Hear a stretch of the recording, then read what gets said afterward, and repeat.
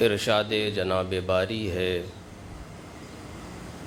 کہ بنام خدائے رحمان و رحیم بابرکت ہے وہ جس کے ہاتھ میں ملک ہے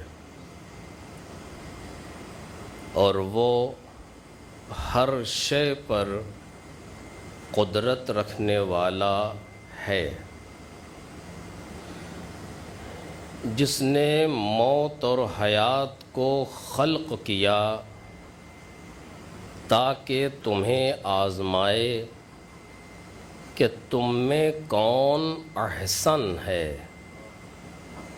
عمل کے اعتبار سے،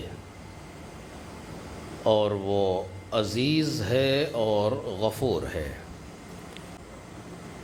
قرآن وہ ہے جس کا ظاہر خوبصورت ہے، زیبا ہے، اور جس کا باطن بہت عمیق ہے۔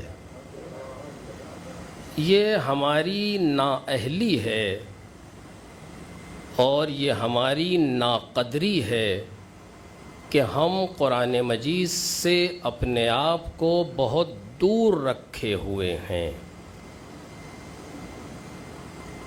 جبکہ ایسا ہونا نہیں چاہیے۔ حقیقت یہ ہے کہ ایسا ہونا نہیں چاہیے، مگر ایسا ہے کہ قرآن مجید سے ہم کافی دور ہیں، اور اگر کل روز محشر قرآن مجید ہمارے خلاف بارگاہ خداوندی اور بارگاہ اہل بیت میں شکایت کرے کہ کرے گا تو جا ہے، کیونکہ ہم اتنا قرآن مجید سے دور ہیں۔ قرآن مجید کے کچھ مصارف ہیں جو معین ہیں اور ہم اس سے تجاوز نہیں کرنا چاہتے۔ قرآن مجید کا سب سے پہلا مصرف جو ہمارے یہاں ہے وہ یہ ہے کہ کسی بہت خوبصورت جزدان میں لپیٹ کے اتنے اوپر رکھیں کہ جہاں آسانی سے ہاتھ نہ پہنچے۔ یہ پہلی چیز ہے۔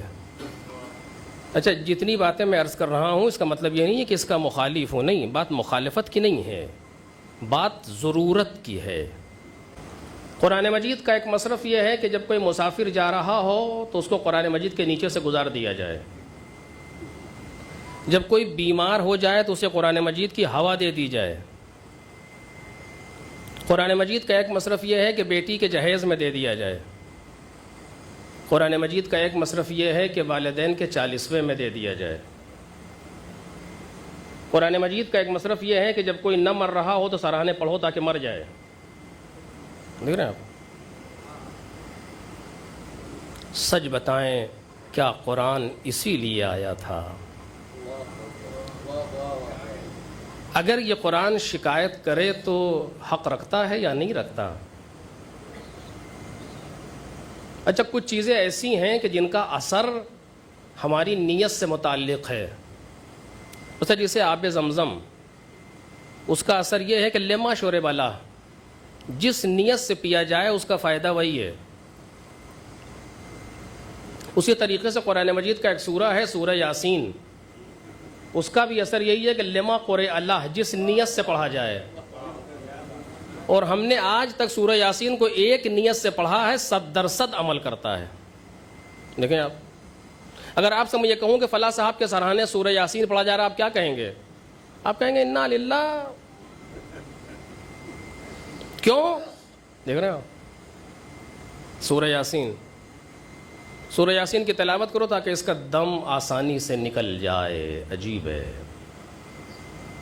وہ قرآن مجید جو مردہ ضمیروں کو زندہ کرنے کے لیے آیا تھا، ہم نے اس کا حشر۔ بہرحال یہ بہت ایک دردناک حقیقت ہے جس میں سب سے پہلے ہم جیسے لوگ خود گرفتار ہیں، لیکن بالآخر جا ہے میرے بچوں، میرے جوانوں، میرے نوجوانوں، قرآن مجید سے قریب ہو۔ یہ تو عشرے و خمسے کا موضوع ہے کہ انسان اس پر گفتگو کرے کہ قرآن بالآخر ہے کیا۔ یہ بین الدفتین جو ایک کتاب موجود ہے، یہ کتاب نہیں ہے، یہ بحر عمیق ہے، ایک گہرا سمندر ہے، جس کو جتنی ہدایت چاہیے ہو قرآن مجید سے حاصل کرے. اور اِنَّا لِلْقُرْآنِ بَطْنًا وَلِلْبَطْنِ بَطْنٌ، قرآن مجید کے لیے بطن ہے، باطن ہے، باطن کے اندر باطن ہے. آپ دیکھیں، لیکن ابھی ہم قرآن مجید کے ظاہر کو نہیں سمجھ سکے، تو باطن تو بڑی دور کی بات ہے. میں نے عرض کیا کہ خود ایک مستقل موضوع ہے، اور ایک مجلس کا نہیں بلکہ خمسے اور عشرے کا موضوع ہے کہ جہاں پر انسان اس مظلوم کتاب پر گفتگو کرے.